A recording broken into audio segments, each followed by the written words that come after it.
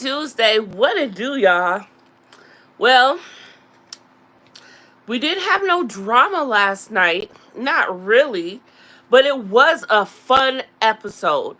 I think this is the first time I have been able to watch Love Island and not be like, shit was about to happen. The only moment that was Huda.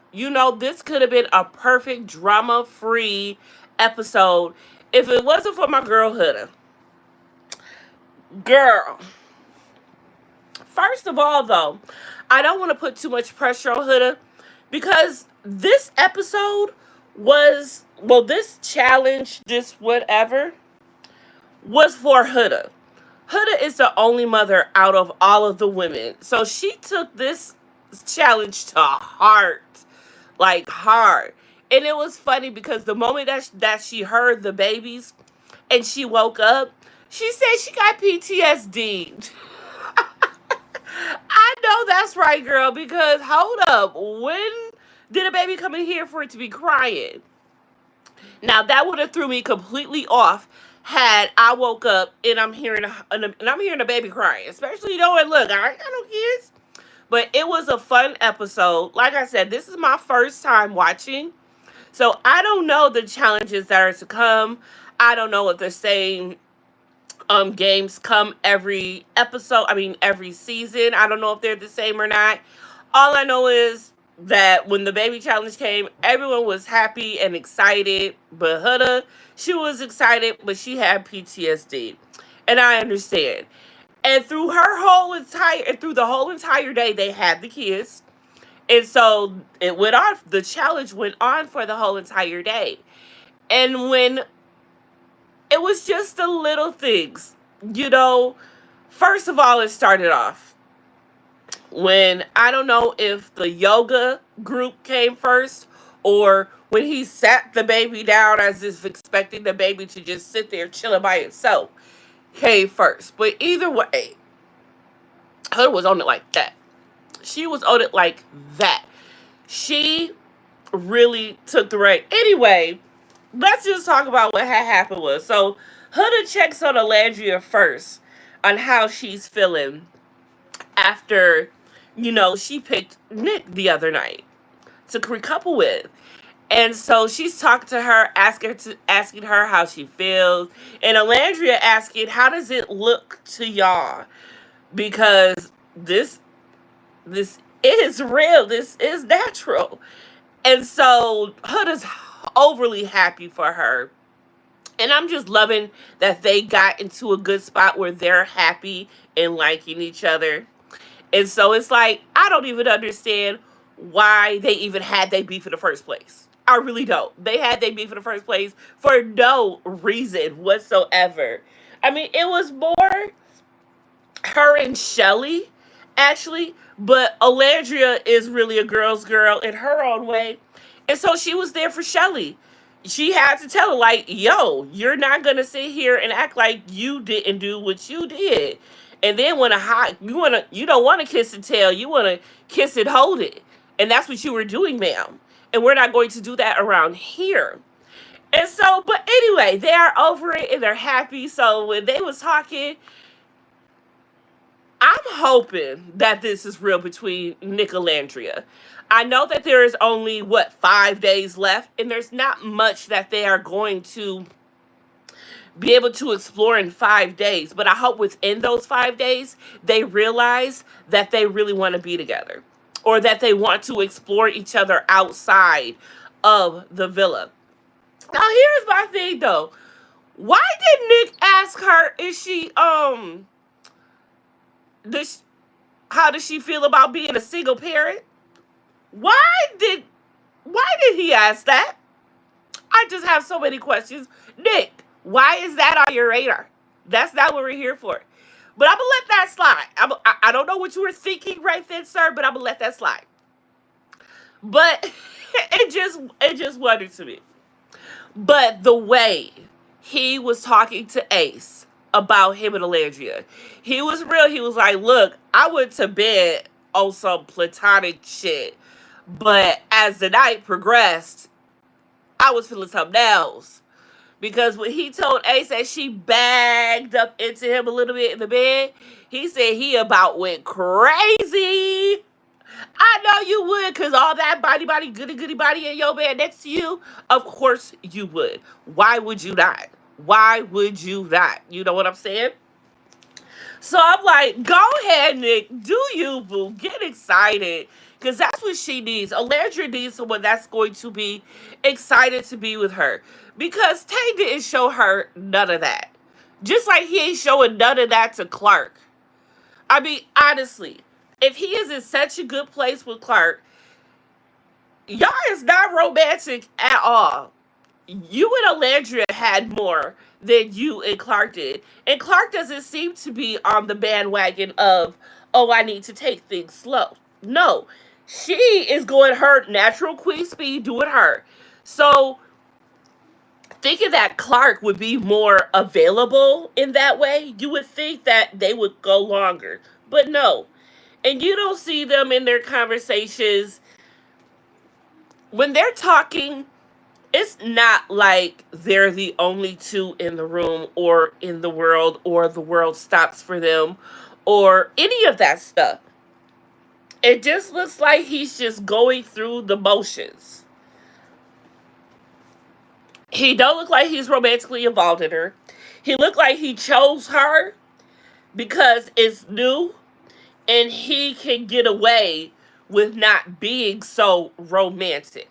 That's what I think. I don't think Tay wants to be like that with anyone. That's where I'm getting that from. I feel that he wants to stay in the game, get as far as he can.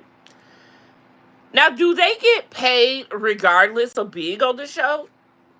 I know that there's a cash prize at the end, but do they get paid for being on the show at the end is what I wonder. And with that, he could just be trying to get to the end as well. First of all, I don't even trust him after seeing that video of him in the club and he had that purse around him like a... Nah, that was not a man bag. That was a straight up purse.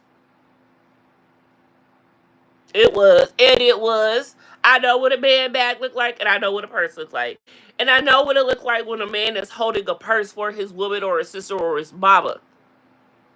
That was not. That was his purse. He opened his closet doors. He looked at the top of his closet or in the middle of his closet, on the side of his closet, wherever the fuck he hang his purses at. And he said, which one I'm going to wear out to the club tonight? And he chose that one. And he put it around his neck. He made sure it was secure, like a crossbody, because that's one of his favorites. And he went to the club. And danced like that. Alandria, I promise you, if you are still feeling any type of way, and you just ain't telling us, wink or something, because we will send you all of the videos that you need to see to your phone when you get out. So within 20 minutes, you will realize that the best decision was made for you, honey. I promise you. You ain't missing nothing. Not a drip, not a drop. Not a drip, not a drop. All right? And Sierra was not mentioned at all. I don't know if they're allowed to mention the other cast members who are no longer on, who have been kicked off. But she was not mentioned. And according to Nick, she was not missed. So they had the baby challenge. And first of all, why Alandria and Nick didn't even realize they had a boy until they took the diaper off to change the baby. So they thought they had a girl and they named her Chase. And when they went to go change her, they realized Chase was a boy. So he named him Marcel. And Nick loves that name. He said that's his real name or somebody's real name. And that's why they named him Marcel. Like, Nick was like, I'm going to give you the name. The name stays home. And during the time that they were together, you could see them during their family time or whatever. They do look good together.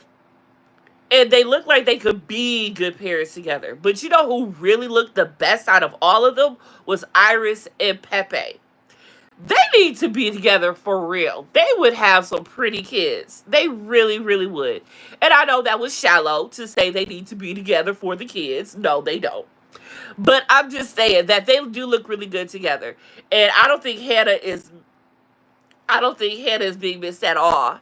But if you go on Instagram, you will see that all of the dumpers were together, including Jeremiah and and Charlie. They were all together chilling and hanging out. And I think Hannah and Charlie just need to see what's good because Pepe looked like he got his eyes on Iris now. But then it was funny because Jeremiah had said in the video, as he took a picture with him and Hannah, that this would be like his dream date or perfect date. I don't know, but it's safe to say he's over Huda. And I never even thought about the fact that Huda might still be hung up on Jeremiah when she gets out. And it might be a wrap for her and Chris, especially the way things looked this episode. But I'm just wondering, will she come out looking for Jeremiah? And Jeremiah looks like he does not want anything to do with her. He looked like he might be ready for something else, especially during that TikTok live between him and Jalen, when he asked Jalen, would Jalen go for allergy again? And he said, respectfully, I wouldn't. He knows he would want to, but because of what happened, he wouldn't, because that's just the type of man that he is. And at first, Jeremiah was on the fence on whether or not he would date Huda outside again or go back to her, or however it would go after the show was over. And oh no, not Huda, but Andrina. You know what? That's crazy. Andrina was the only one that wasn't with the dumps. Where's Andrina? Huh.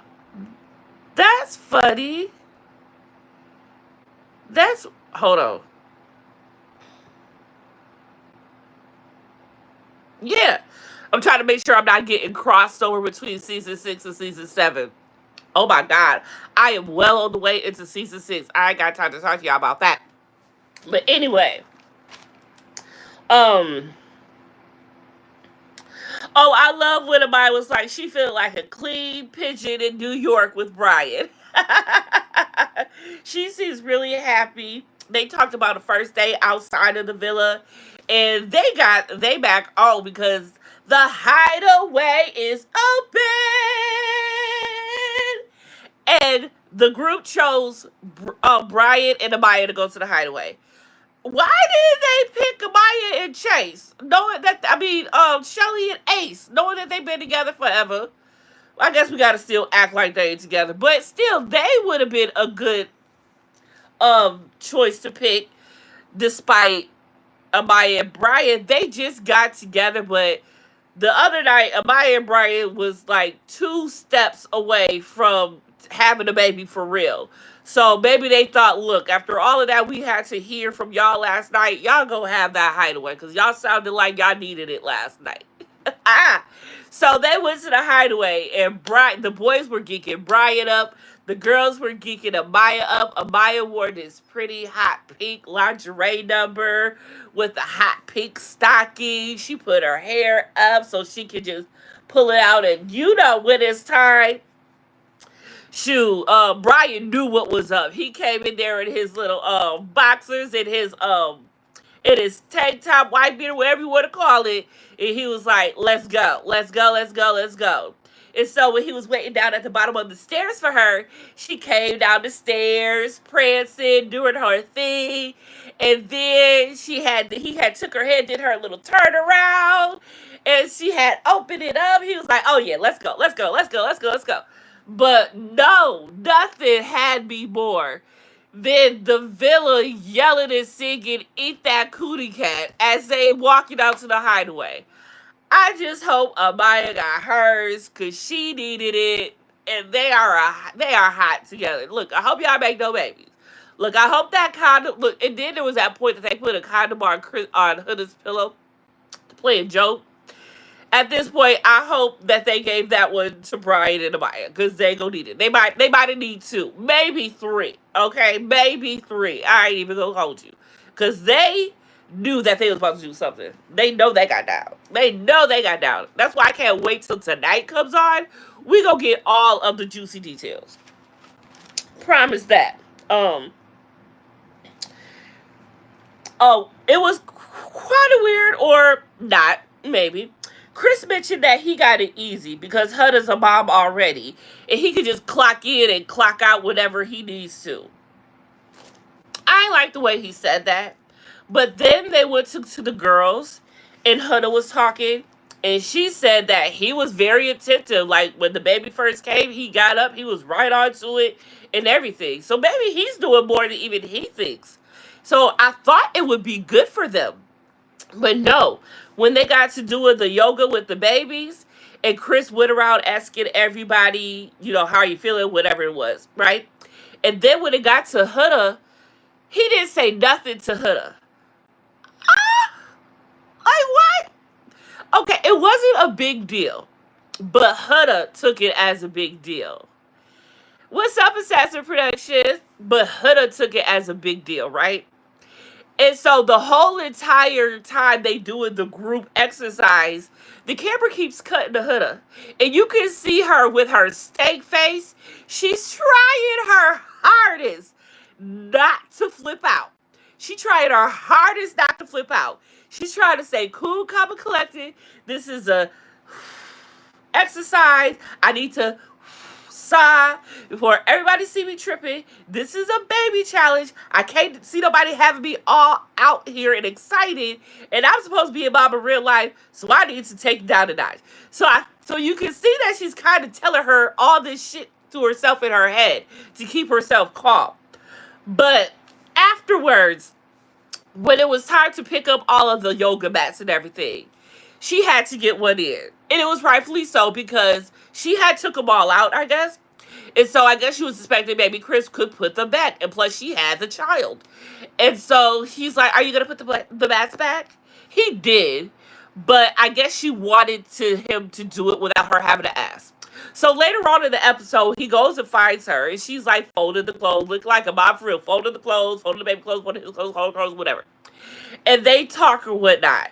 And I guess the talk was good. They came to an agreement. He said, yeah, I could have did this, I could have did that. Chris handled that like a G. Chris handled her like a G. Jeremiah would not have been able to do that.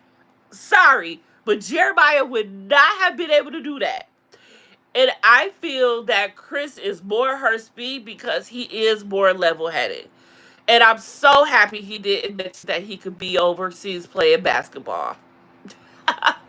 Because if he say that one more time, I'm done with him. I'm doing great, Assassins. I'm doing lovely. Just getting in. My new hyperfixation is Love Island. So that's what I get up here and talk about every day. Even though I do be having hot topics, but by the time I'm done talking about Love Island, it's time for me to go. So that's what I've been up to. How have you been? So,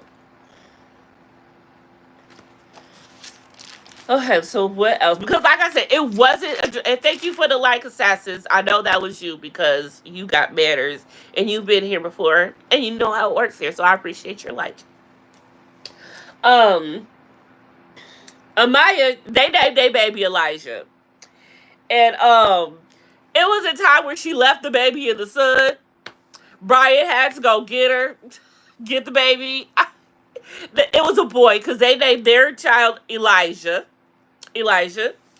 And needless to say, at the end of the challenge, there were only 2 couples that didn't pass the challenge, that failed it. And I believe that was Ace and Shelly and Brian and Amaya. But I'm surprised because when Pepe and Iris, see, Ace and Shelly had twins, and so did Pepe and Iris had twins. And when Pepe and Iris was in the kitchen cooking, they just had the babies laying on the counter like it was a cucumber or something. I'm like, how y'all ain't with? But they were so cute together. They probably just would because they were cute. They were so freaking cute together. They looked like they were the one who were actually a family. They were so cute. The boys had a stroller race while the girls had brunch. And during that time, Hunter got upset with Chris again. She was being a little wah wah wah. She was like, "You have to hold him like this. You don't do this like this. Was our baby crying?" He was like, "Our baby was not crying. She was chilling."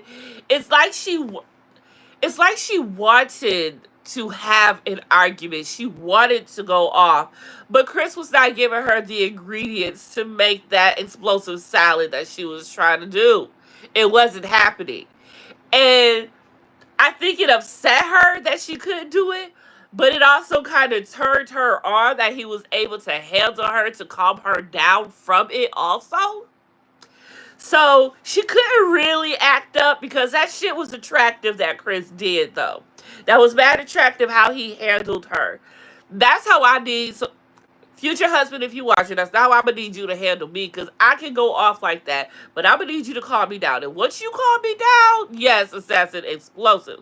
But once you calm me down, I'm gonna love it and I'm gonna be good and I'm gonna act right. I'm gonna act right. I'm gonna act right. I promise you. I promise you. I promise you. What else went on? Oh yeah, because Chris was like, "Look, this ain't even real." But like I said, Huda was taking this challenge to the heart.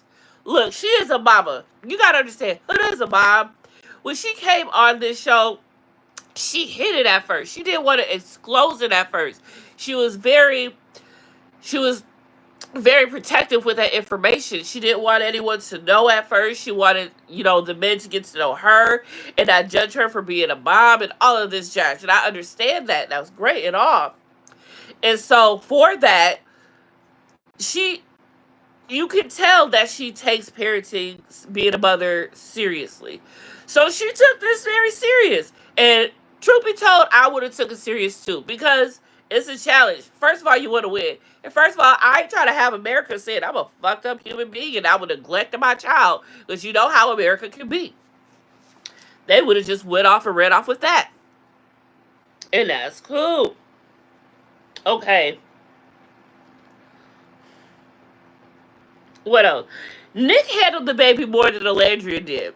It was so crazy. Nick had that baby way more than Alandria did. Y'all have to think about it. Think about it if y'all watch. Nick had the baby more than Alandria did. And Alandria even spoke on that. She was like, Nick is so attentive. He takes charge. He takes reign. He's like, it's allowing me to step back. And that's that man shit we was talking about, y'all. Alandria brings out the man in Nick. No doubt. No diggity, no doubt. She brings out the man in him. And for his mother, his sister, and his father now to be on the Nick Alandria train all together in a collective, that goes to show something. They know their child. They know Nick. So they know when he is really happy. They know what is good for him. And they know that Alandria is that chick and she is good for him. They know that she brings out the man in him. They know that she is happy when he is happy when she is around him. And she is really starting to feel it. I really wish we had more time for them to explore because we know that Alandria is a slow burner. All right? Look how much she did with Nick. It wasn't a lot because she was a slow burner. But when she was with Tay.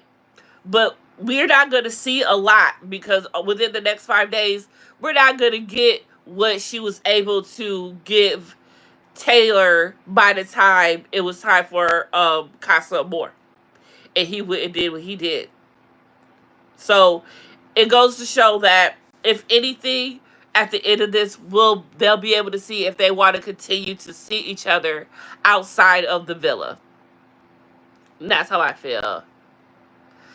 Have fun, assassin. And so I feel that we'll at least get that. But I cannot wait. And I'm thinking that Sierra's not going to say anything until after the show is over. She spoke out briefly on her Instagram and saying that she will speak out more. So she does have her phone back.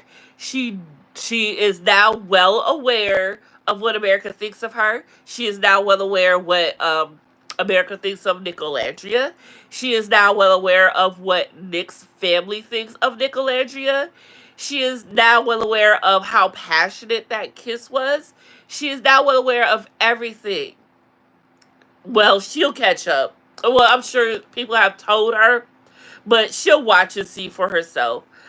But when she does, baby, I'm sure she'll say something. So I'm sure now she's starting to watch, catch up. So hopefully she can be caught up by the time the end of the season comes. And so she'll be able to explain in full. But I wonder how much she will explain in full. Also, that's another thing to think about. We don't know. How does she feel? Does she feel upset that she left? Is she hurt? Is she remorseful? All of that. One thing she did say was sorry. That should have been her first thing. I can't remember verbatim what her statement was, but it had nothing to do with what her saying and being sorry about it. Nothing. So that right there shows that you started off on a rogue hitch, girlfriend. Rogue hitch. Just saying. Um, let's see, where am I at? This thing, Alandra, you keep doing, I'm gonna need you to stop. Because you making it friendly. Like, oh, that's cute, my little brother. No, you have to stop doing that. And I know it's a tactic because it's still kind of weird because you and Nick have this awesome friendship, but you can't stop saying aw. I know you're doing it because you don't know what else to do and you kind of feel weird, and I understand that, but you have to get past that, girlfriend. Instead of aw, be like, Errol. You know what I'm saying? Like, Errol, like, see this man. See this man. This man almost got crazy for you in the bedroom. All right, you backed that ass up just a little bit on him, and he said he was about to go crazy. And you did that unintentionally, girl. You did that unintentionally. So I'm going to need you to show my man Nick what's good. All right? Show him what's good. And on that note, I am out of here. I got to go to my black job. Tonight, it's the aftermath. We will see y'all. I will see y'all tomorrow for another recap.